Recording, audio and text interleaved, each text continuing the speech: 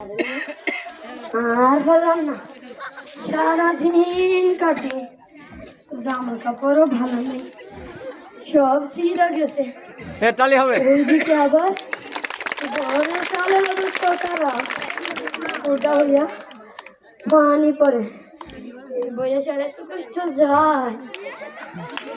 এই অভাবের সংসারে একটাই আশা, সব ফুলারে তো করতে পারি না, একটা ফুলারই করাইতেছি।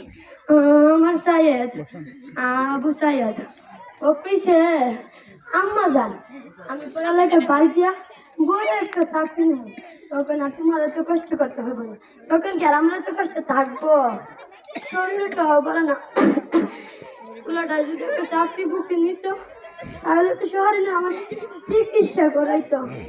আমার ফুলাই কিসে এবার আমার একটা নতুন কাপড় কিনা দিব, বাবু সাইদের বাবা চিন্তা করে না, তোমারও কিনা দিব। আমার ফুলাকে ফুলার মতো নাকি, ও খুব মেধাবী, 5 সপ্তাহ নামাজ পড়ে।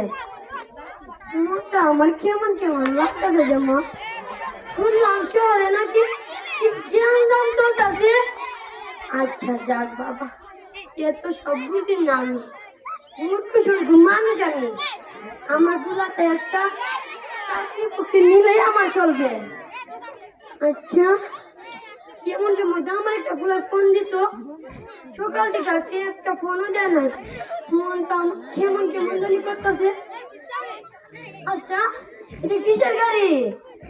ছোট ডাক্তার শুনছিলাম মাস্টার সাহেব গাড়ি ঘোড়া চলে, যে পড়ালেখা করে, যে গাড়ি ঘোড়া চলেছে, মনে হয় আমার পোলা চলে আইছে।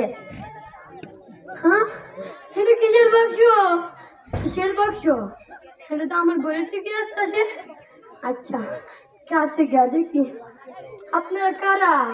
আপনারা গোটাগর, চোখ খুলে থাকবেন না, তোমরা না আমি চিন্তাছি, তোমরা আমার আবু সাহেদের বন্ধু, আমার বন্ধু, আমার ফুলা কই, তোমরা কথা কও, চোখ খুলে থাকবে না। ঠিক আছে আমি দেখতেছি, আমি করতেছি।